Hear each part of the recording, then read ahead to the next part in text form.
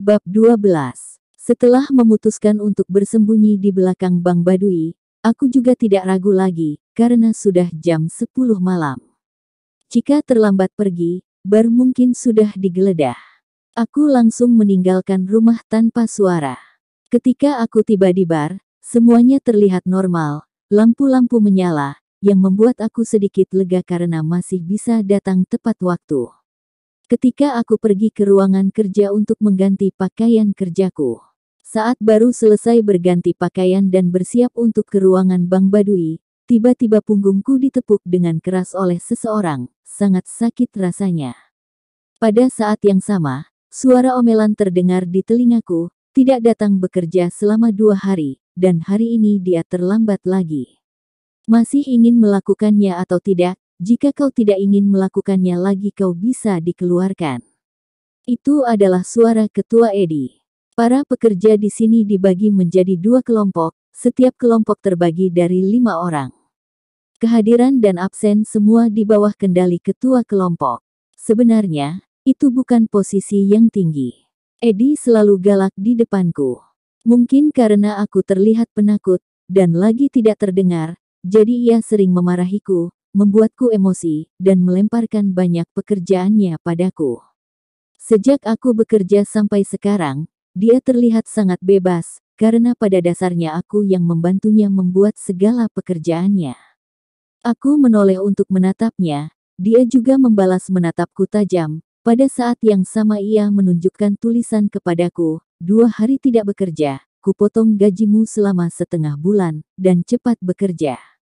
Biasanya, aku selalu sangat menghormati Edi, dan selalu menerimanya, dan juga dia adalah pemimpinku. Tetapi hari ini, aku harus mengurus beberapa hal yang mendesak, juga sudah terlalu malas untuk menghiraukannya, dan aku benar-benar memiliki pendapat besar untuknya. Ketika dia datang, dia mengatakan bahwa dia memotong gajiku selama setengah bulan, dia sebenarnya ingin memakan uangku. Aku telah membantunya melakukan begitu banyak pekerjaan, dia pun tidak berterima kasih padaku, masih saja menindasku, benar-benar ia menganggapku seperti orang cacat. Aku mendorong tangan kertasnya itu, dan berjalan langsung ke area ruangan bar di lantai 2, karena kantor Bang Badui ada di sana. Ketika aku berjalan, aku mendengar Edi memarahiku di belakang, "Wah, bajingan ini sudah marah, kau tidak perlu melakukannya lagi." Aku mengabaikannya, langsung pergi ke lantai 2, dan dia juga tidak mengejarku.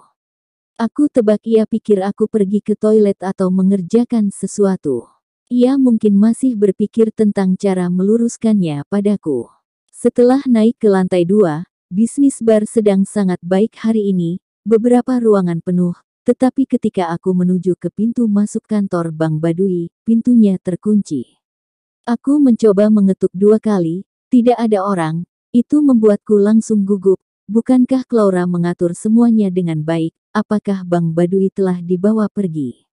Aku memutuskan untuk pergi ke Bibi Reza dan menanyakan nomor telepon Bang Badui, tetapi ketika aku turun, aku melihat Bang Badui kembali, dan dia secara sadar mengabaikan pelayan seperti aku dan mengira aku sedang bekerja. Ia mengabaikan aku begitu saja dan langsung pergi ke kantor.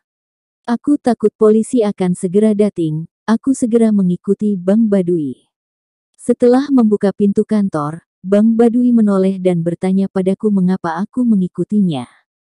Aku memberi isyarat padanya, memberi isyarat bahwa aku tidak bisa mendengarnya, dan kemudian aku mengetikkan sesuatu untuknya. Bang Badui rupanya tahu bahwa ada pelayan yang tuli dan bisu seperti aku di bar itu. Tak disangka emosinya lebih stabil dari yang kukira. Dia tidak marah padaku, tetapi membawaku ke kantor. Aku mengetiknya dengan cepat, aku bilang, "Bos Badui, mari kita bertemu Claura. Dia ingin menjebakmu. Aku punya cukup bukti." Setelah membaca tulisanku, Bang Badui mengambil waktu sejenak.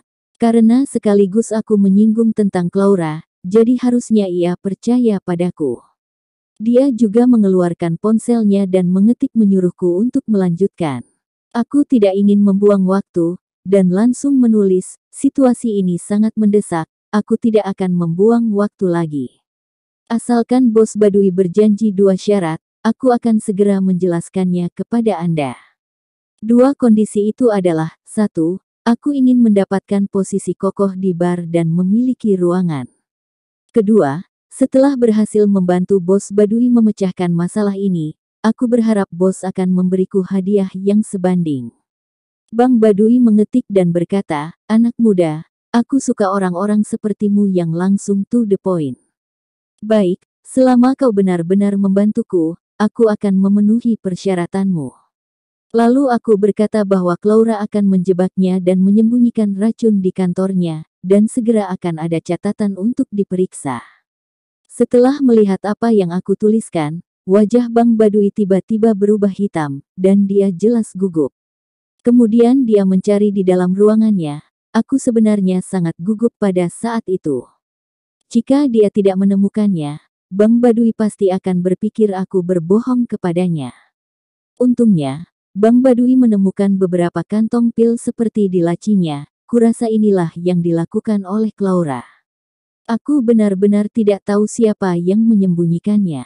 Aku tebak pasti ada penyusup di bar ini. Memikirkan ini membuatku takut. Jika penyusup tahu aku mengatakan rahasia itu dan meneruskan ke telinga Claura, aku pasti akan mati. Tapi untuk saat ini, dan aku tidak bisa mengendalikan sebanyak itu lagi, selangkah demi selangkah saja. Saat itu, Bang Badui langsung menepuk pundakku dengan gembira. Dia mengetik bahwa dia tidak akan memperlakukanku dengan buruk. Dia selesaikan dulu masalah ini, setelah itu baru bicara baik-baik denganku.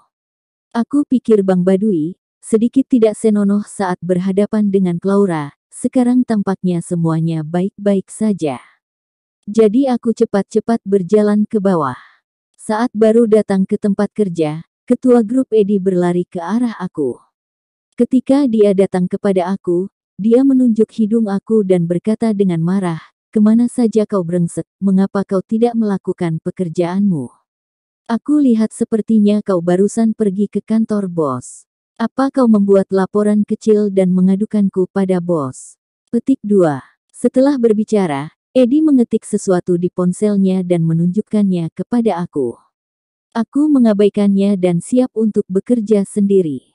Dia memegang tanganku dengan satu tangan dan memarahiku, brengsek, bajingan ini lupa minum obat hari ini. Berani sekali mengabaikanku, apa kau sudah tidak ingin bekerja di sini lagi? Aku masih mengabaikannya, dan membuang lengannya. Kali ini aku benar-benar membuat Edi marah. Dia datang dan menendang betisku, sambil memarahi aku, orang cacat. Aku rasa kau benar-benar tidak ingin berada di sini lagi. Keluar dari sini, di sini jika ada kau berarti tidak ada aku, jika aku di sini berarti tidak ada kau. Petik 2. Aku memandangnya seolah-olah aku tidak mendengarnya, dan dia yang emosi mulai mengetik dan memperlihatkannya padaku.